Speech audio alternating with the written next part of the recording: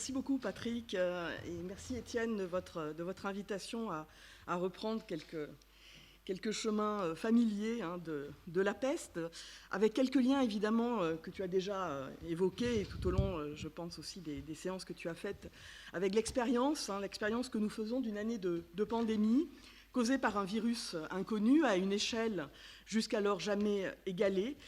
Mais cette expérience que nous faisons offre, me semble-t-il, une grille de lecture utile pour repenser le passé et reconsidérer aussi bien les attentes des sociétés que les réponses qu'ont pu fournir médecins et autorités publiques pour faire face à une maladie terriblement létale, à en croire les témoignages des contemporains, on en a évoqué quelques-uns tout à l'heure, mais aussi les recherches historiques et archéologiques. En effet, cette maladie, vous le savez, surpasse par ses conséquences démographiques d'assez loin les effets des autres pathologies infectieuses et endémiques connues dans le monde occidental, puisque moi aussi je me centrerai sur l'espace européen ce matin. Autres pathologies que sont la rougeole, le typhus, la malaria, la tuberculose, la dysenterie, la grippe, la variole ou encore la lèpre. Si aujourd'hui les États, les experts et l'opinion se réjouissent des succès de la vaccination et du recul de l'épidémie, même s'il existe encore des zones de résistance, il faut se rappeler, il y a un an, notre sidération, notre inquiétude, notre impatience aussi, suscitée donc par cette épidémie, par sa propagation rapide, par les mesures de confinement qui ont été prises quasiment à une échelle planétaire, mais aussi par l'impuissance médicale. Ces réactions s'inscrivent donc dans des temporalités où se croisent le temps de la maladie, le temps de la science, celui du politique et bien sûr aussi celui de l'économie dont je ne parlerai pas ce matin. Des temporalités aujourd'hui bien plus rapides qu'elles ne l'étaient à l'époque médiévale, mais qui n'en jouent pas moins, me semble-t-il, pour le Moyen-Âge, un rôle essentiel dans les perceptions et dans les réactions vis-à-vis de l'épidémie.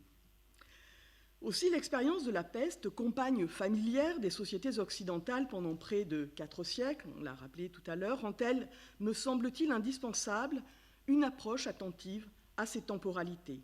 Elle permet de se détacher d'une historiographie construite à l'aune des savoirs actuels, mais aussi de certaines anciennes médiévales, une historiographie souvent méprisante à l'égard des savoirs médicaux et de leurs détenteurs, soulignant aussi bien l'inanité des soins, l'incompréhension des mécanismes de propagation, la lâcheté des praticiens ou encore leur impuissance, sans oublier leur esprit de lucre, bien évidemment, donc, des praticiens qui auraient été aussi totalement coupés de la sphère politique.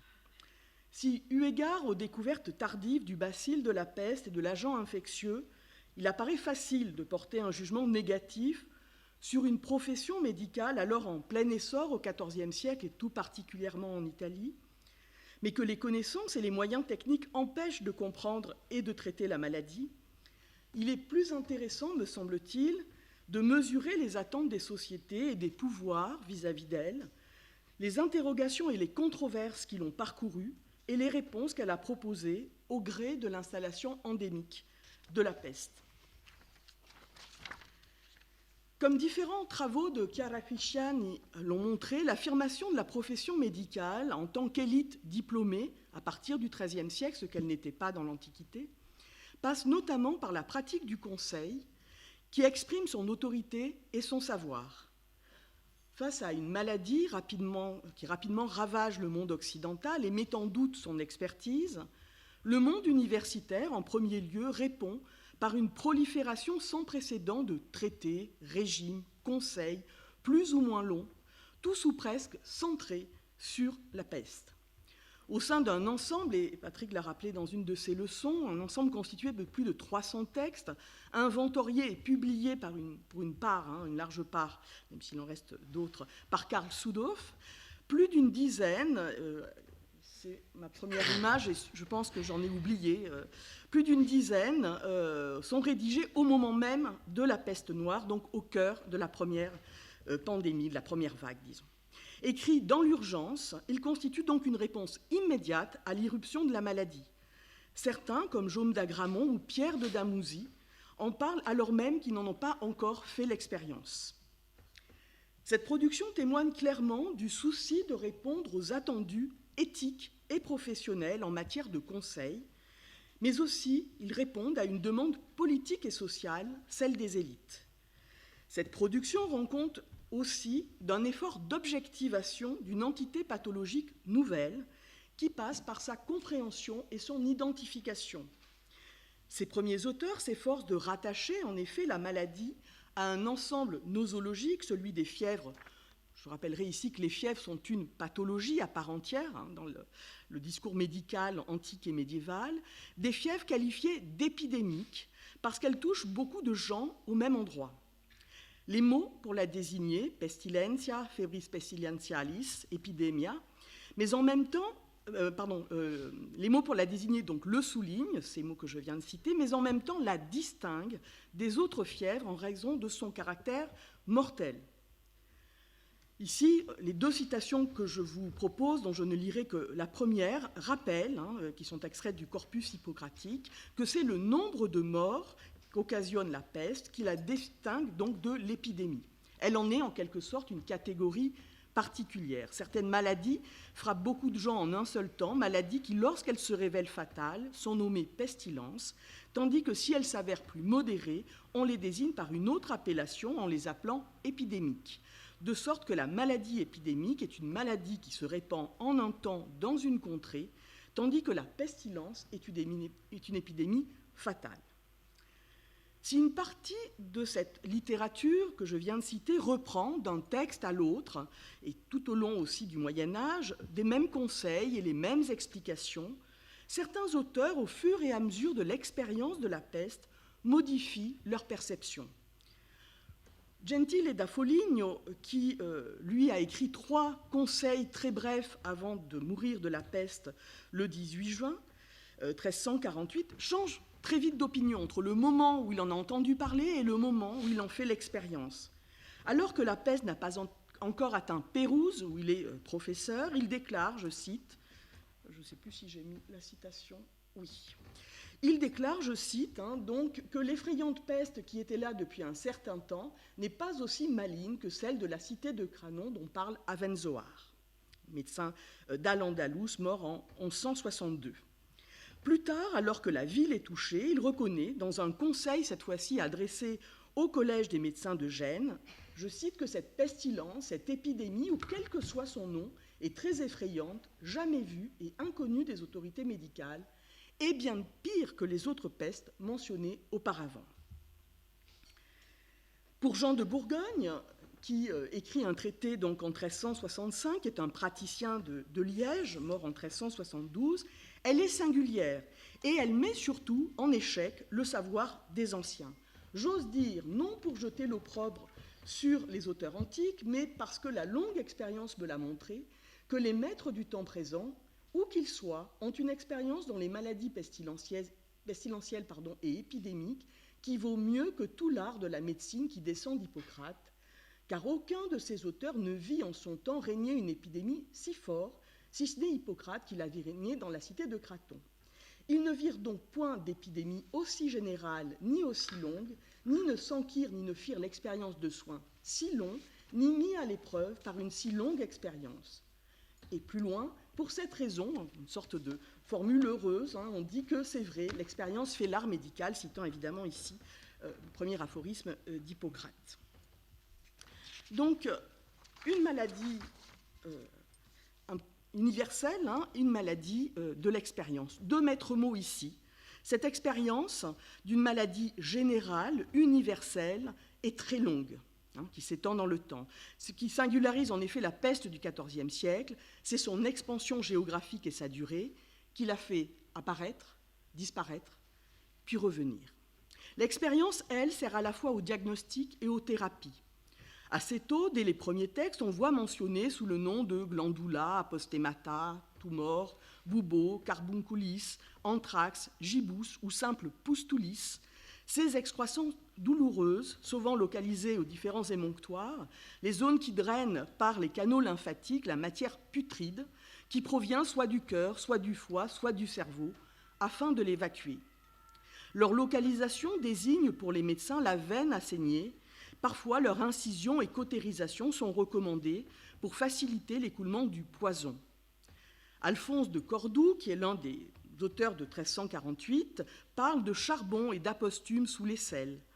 Un autre texte anonyme des mêmes années fait de ces grosseurs qui n'ont pas de nom, mais qui sont situées à l'aine, au côté ou au cou. Veuillez m'excuser, j'ai oublié de passer les images. Donc, à l'aine, au cou ou à l'aisselle, gonfle puis grossit, il en fait le signum morbis, le signe de la maladie.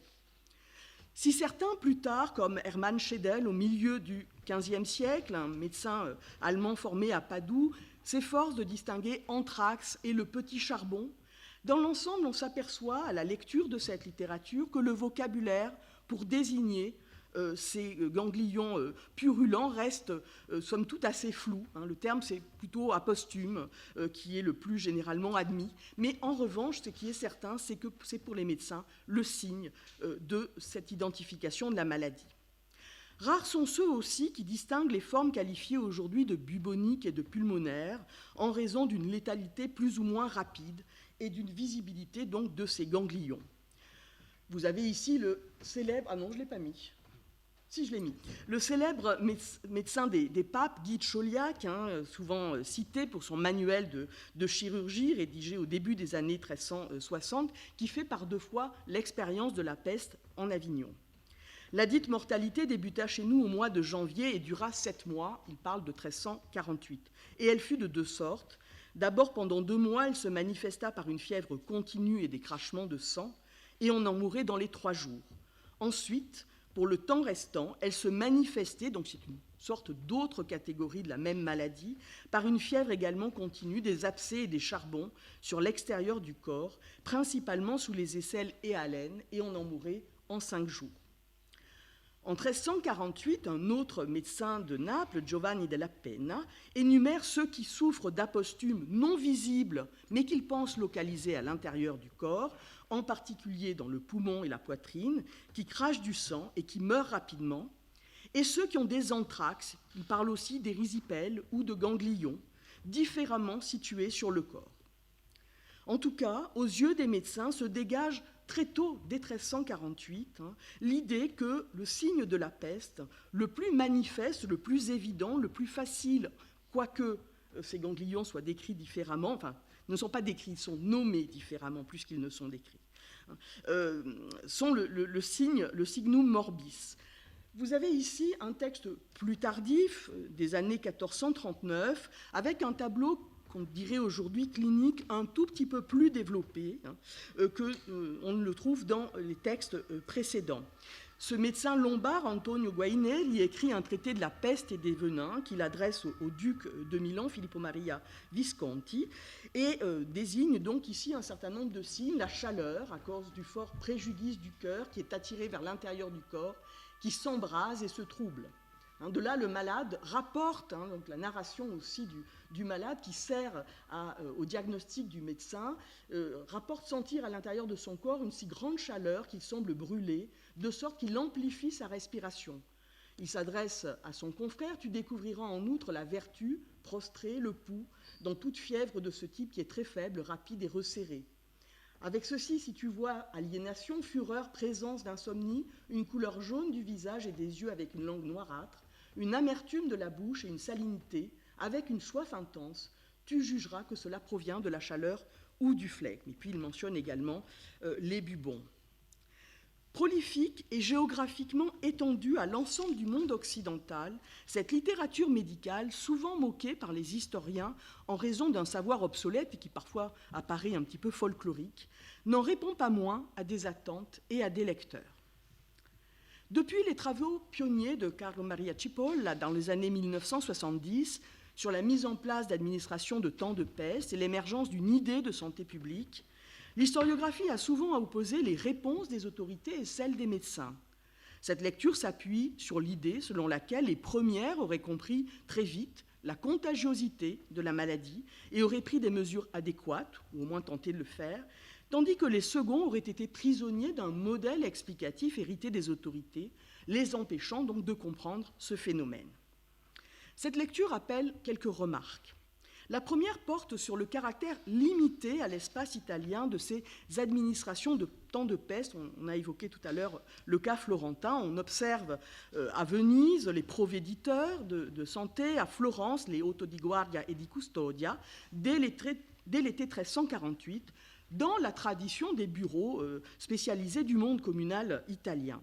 Les compétences dont jouissent ces administrations de temps de peste sont progressivement élargies, mais limitées au temps de l'épidémie. C'est qu'à l'époque moderne qu'elles deviendront plus stables, pour lutter, donc, si je cite ici les textes vénitiens, par tous les moyens pour préserver la santé publique et empêcher la corruption de l'air. En 1486, à Venise, au moment où la magistrature devient permanente, elle s'occupe largement de la surveillance des lazarets, de la propreté urbaine, de la salubrité des citernes, des canaux, de la netteté des auberges ou encore de la qualité des denrées sur les marchés. Pourtant, il faut remarquer que ces administrations ne s'exportent que très lentement. À Milan, l'une des grandes cités du monde occidental, il faut attendre la fin du XIVe siècle pour voir un commissaire à la santé nommé par le duc. Puis ailleurs, à partir du milieu du XVe siècle, je pense à la Junta del Morbo, par exemple à Majorque, ou encore en Avignon, les députés à la santé en 1477, dans les années 1450, à Brignoles aussi, où on a des substrants qui s'occupent d'une commission sanitaire. Mais tout cela provient d'expériences répétées de la peste. Même constat à propos des mesures qui sont prises, notamment en matière d'isolement.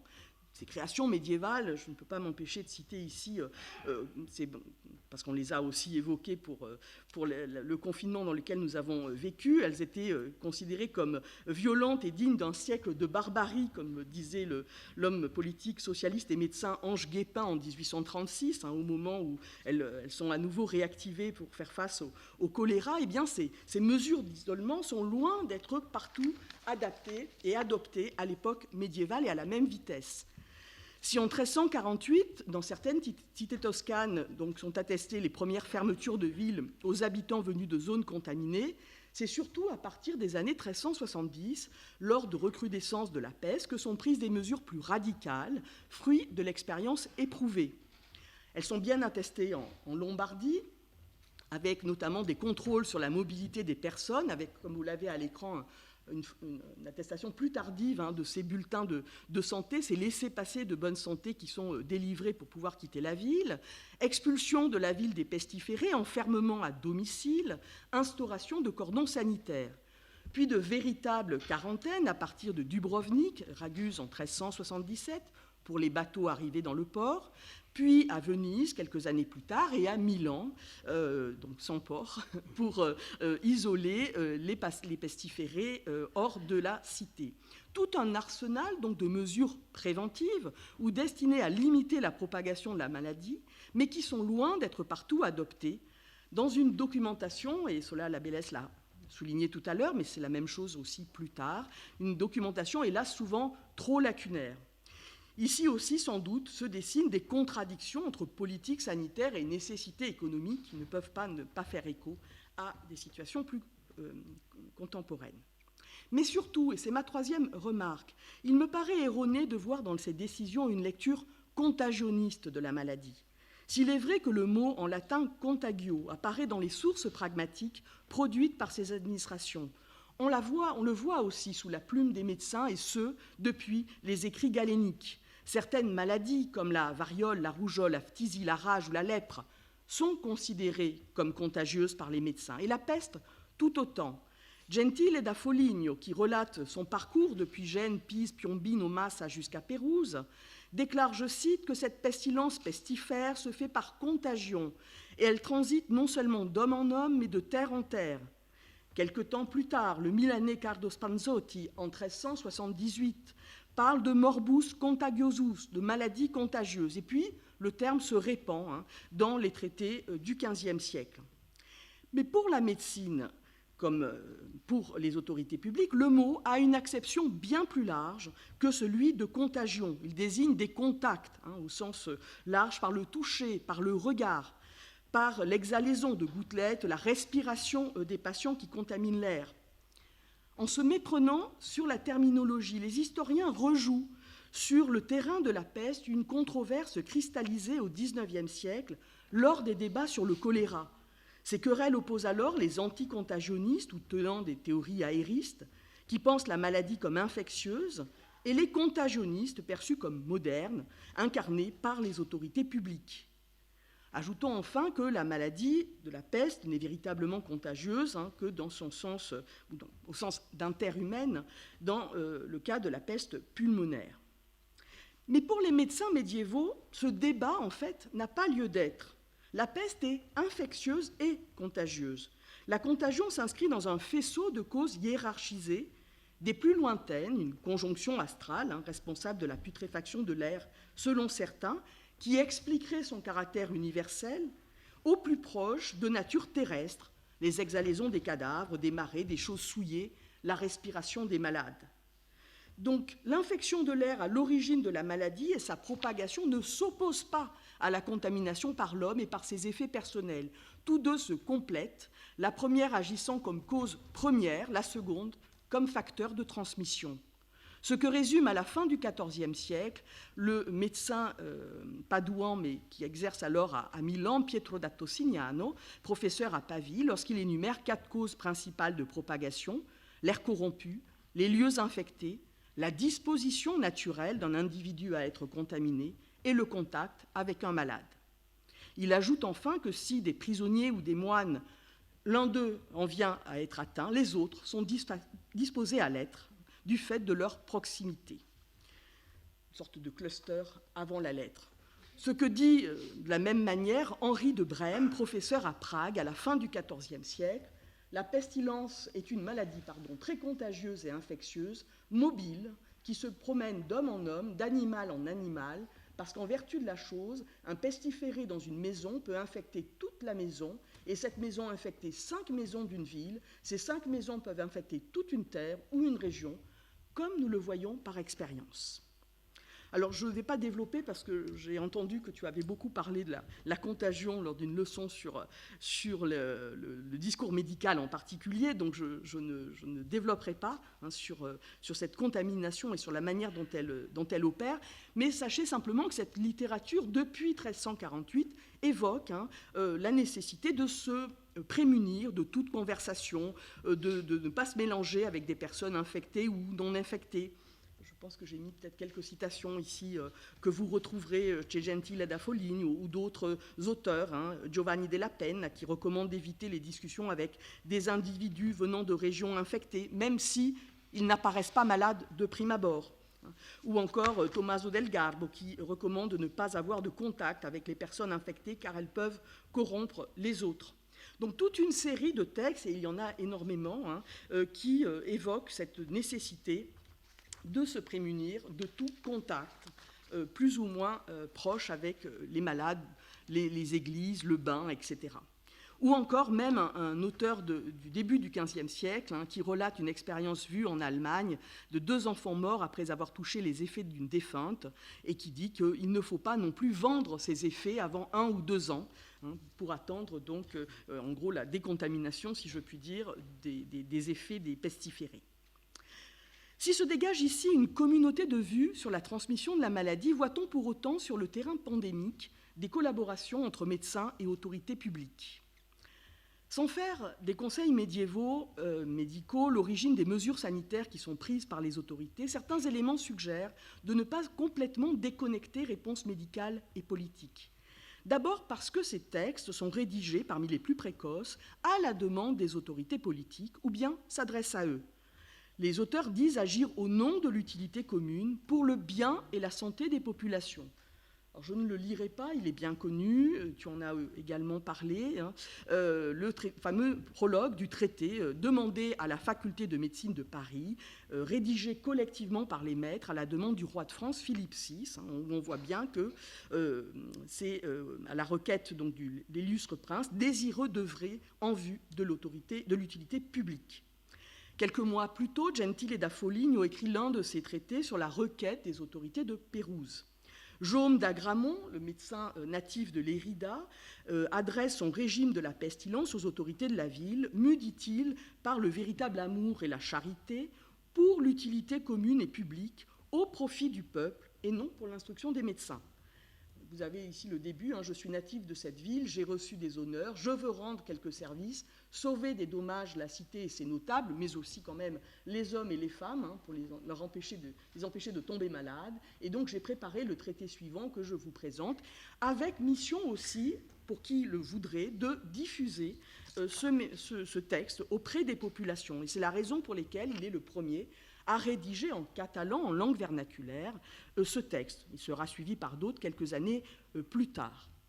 Autre exemple qui vous montre ce souci de diffusion de cette littérature médicale et ce lien avec les élites sociales et politiques des cités. Pour les ducs de Milan, au moins 3 textes, et je suis sûre d'en avoir oublié au moins l'un d'entre eux au passage.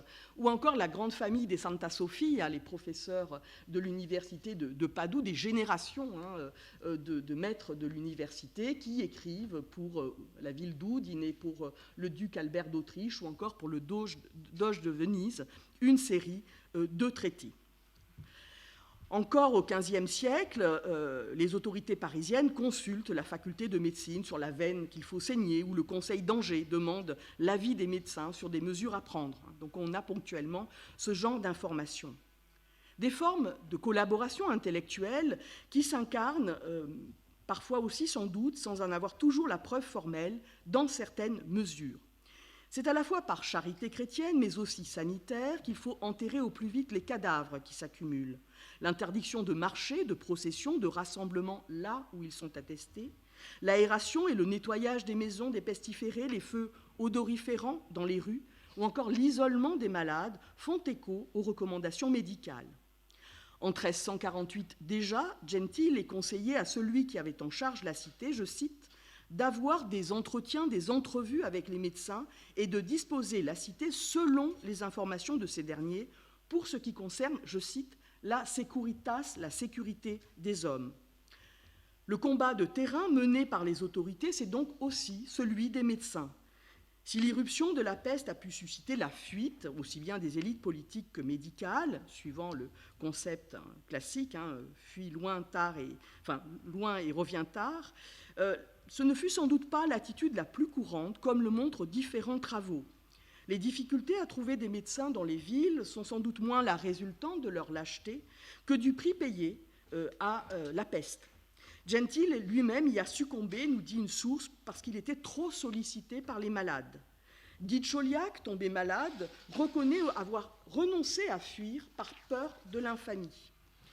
Dans cet aveu, il faut lire une affirmation déontologique nouvelle, celle qui consiste pour le médecin à tenter de venir en aide, même à ceux frappés par une maladie mortelle. Le médecin montpelliérain, quelques années plus tard, Jean Jacmes, affirme même que le médecin doit soigner le malade, deben curare infirmos. Longtemps, pour ne pas subir le déshonneur, l'éthique médicale a recommandé de ne pas soigner celui qui devait mourir. Promis, donc à une mort certaine. Prendre en soin un mourant est en fait associé à la figure du charlatan, avide de gain, qui promet à qui veut le croire une guérison en fait impossible. Avec l'expansion de la lèpre, maladie au développement lent et à l'issue souvent fatale, l'attitude médicale, comme l'a montré Luc de Maistre, a progressivement changé et les médecins se sont de plus en plus souvent autorisés à tenter de la soigner. La peste, malgré son caractère plus brutal, a bénéficié, si je puis dire, de ces changements d'attitude et la littérature le reflète, qui propose aux côtés de régimes prophylactiques des conseils thérapeutiques où la saignée ou l'incision des bubons aux côtés de la thériaque sont prévalents, car la peste est considérée comme une forme d'empoisonnement de tout le corps et il importe donc d'évacuer ce venin. Cette action sur le terrain est corroborée par les conseils des médecins eux-mêmes lorsqu'ils s'adressent à ceux qui visitent les malades.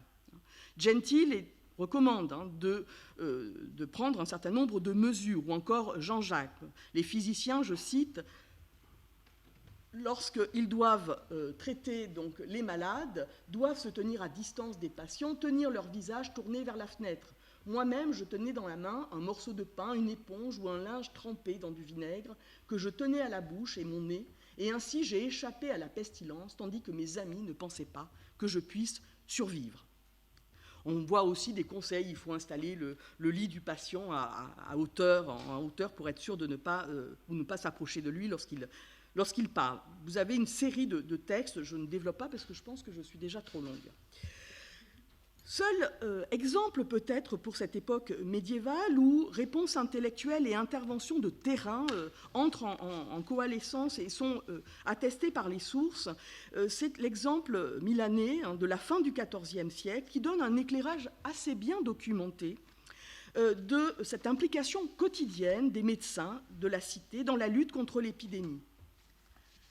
L'autorité ducale, en effet, donc, impose aux médecins de la cité de livrer le nom des patients dont ils ont la charge. Elle en recrute de nouveaux, soit pour les soins des malades, soit pour les mettre à l'isolement, en faisant ce qu'on pourrait qualifier aujourd'hui de campagne de dépistage des nouveaux cas qui seront mis en quarantaine.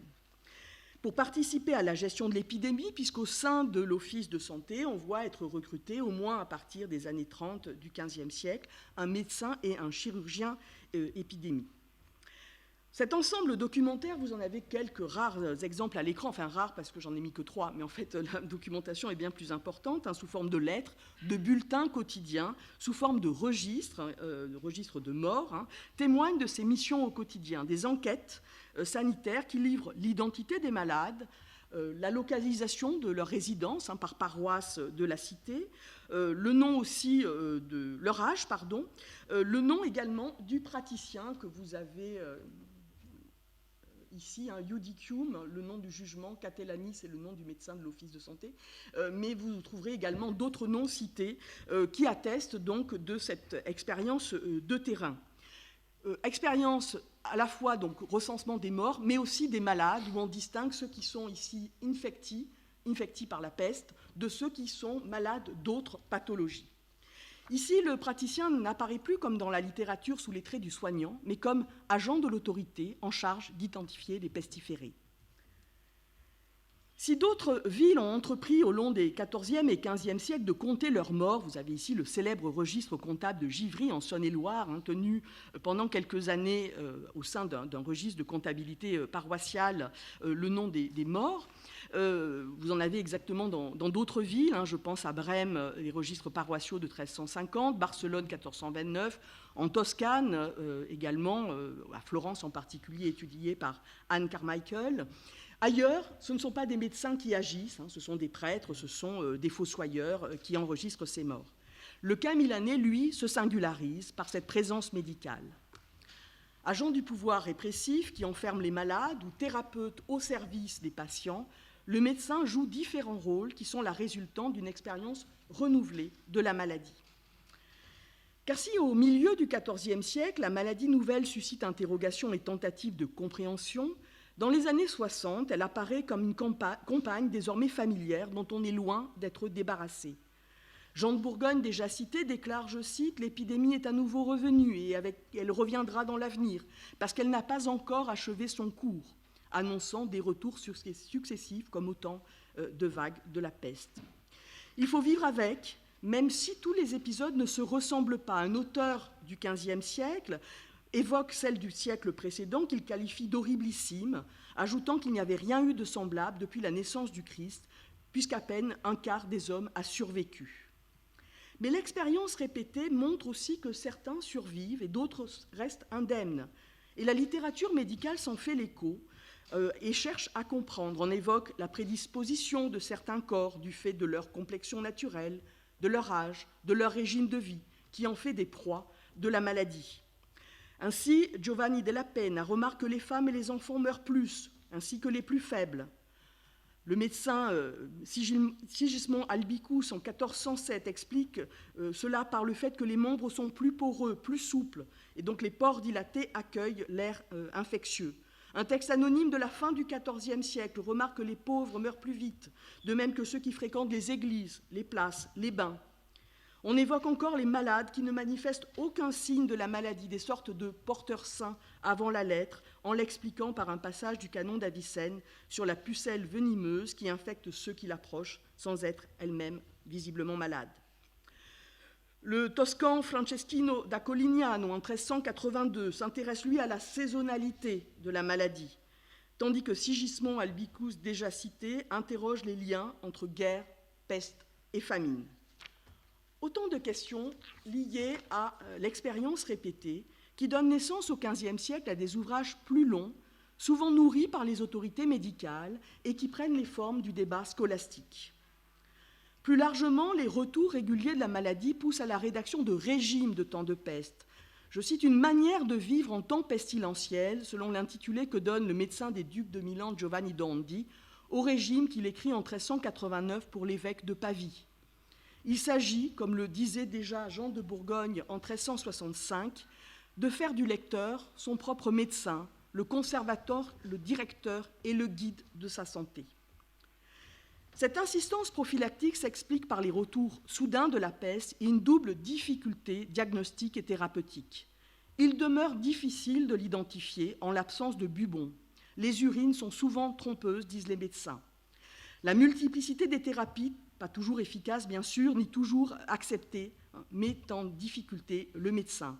Un auteur met en garde aussi ceux qui ouvrent violemment les os posthumes avant maturation et en font sortir le sang infecté et disent ainsi guérir les malades. C'est dangereux, annonce-t-il.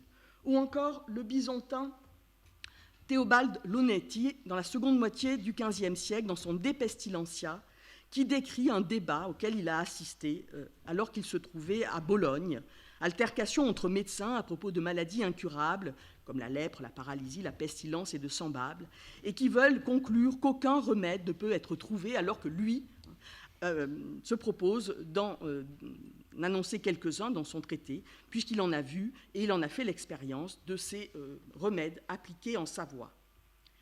Beaucoup soulignent que le succès dépend de l'intervention rapide des médecins. Il faut tout de suite, dès que le patient ressent des piqûres, des fourmillements dans la poitrine, sentiment de lourdeur, des douleurs de tête et l'apparition des ganglions, intervenir. Sur le terrain, l'expérience personnelle, souvent mise en avant, construit aux yeux des lecteurs l'autorité et l'expertise du médecin vis-à-vis d'une littérature foisonnante et pas toujours concordante. Outre Guy de Chauliac déjà cité, je citerai pour terminer ici les quelques phrases issues d'un régime de l'étudiant allemand Hartmann Schedel, qui évoque un certain Stefano de Doctoribus, médecin padouan des années 1460, qui doit sa survie à la fois au sein et à son propre régime. Suit le régime prescrit par ce médecin qui était infecté, et il a pris rapidement soin de lui par ce régime. Non seulement il s'est relevé de la peste, mais sa femme en a été libérée. Car en moins de 4 jours, lui à la tête du lit et son épouse aux pieds, tous deux malades de peste et gisant dans le lit avec une fièvre horrible et le signe détestable, il a écrit le régime et a été soigné par le mérite de tous les saints, et il est en bonne santé. Témoignage, observation, prise sur le vif, si je puis dire, ou presque. Dans le débat historiographique encore actuel autour de l'implication médicale dans la lutte contre l'épidémie et des réponses politiques, tout est loin d'être tranché, et sans doute sera-t-il difficile de fournir une réponse univoque. Les débats demeurent vifs entre ceux qui, comme Samuel Cohn, en s'appuyant sur la vision de certains chroniqueurs du temps, une vision assez catastrophiste de l'épidémie, accentuée par les pogroms anti-juifs. D'ailleurs, un auteur comme John Ramon ne manque pas d'accuser les Juifs d'être à l'origine de l'épidémie, et ceux qui, comme John Anderson ou Shona Ray, dont on a parlé aussi tout à l'heure, dans la lignée de travaux plus anciens, sur la base de testaments bolonais, insistent sur l'intervention médicale, le maintien des liens sociaux et d'une vie civile au plus fort de l'épidémie, causant sans doute la mort de la moitié de la population urbaine. Selon les lieux, en fonction aussi de la documentation conservée, on ne peut qu'avoir des lectures contradictoires et surtout incomplètes. Mais il me semble important d'éviter 2 écueils. Celui qui consisterait à fournir une vision unifiée des réactions face à la peste. Et le deuxième, celui qui proposera un jugement surplombant vis-à-vis de ce que nous disent les sources, celui de l'observateur du XXIe siècle face à une société distante de plusieurs siècles. Sans nier bien sûr l'inefficacité des mesures prises, que ce soit les propositions thérapeutiques des médecins ou les décisions des magistratures, en raison du niveau de connaissances scientifiques et des moyens logistiques, on ne saurait nier leur existence même, certes à des échelles et selon des temporalités différentes. Ici, La péninsule italienne, riche d'un milieu médical plus nombreux, où sont rédigés pas moins d'une 50aine de traités durant cette période, en partie liés au monde politique, insérés dans les milieux de la ville, eh bien, Italie a pu jouer un rôle de laboratoire. Différents travaux de Viviane Natson à Guy Geltner plus récemment soulignent une sensibilisation précoce à ces sujets. Les expériences répétées de la peste et les attendus des populations, peut-être de moins en moins enclines aussi à accepter la mort sans résister, nous conduisent à l'aune même de notre expérience actuelle à une lecture plus nuancée. Même si elles ne fournissent pas de réponse satisfaisante au regard des standards actuels, les propositions répétées des médecins tout au long de cette période et à l'époque moderne, les efforts pour proposer un diagnostic et des thérapies même incertaines et des mesures sanitaires rendent compte d'une réactivité plus ou moins rapide et surtout d'efforts conjoints et constants pour prendre en charge un problème de santé publique. Désolée, je crois que j'étais horriblement longue.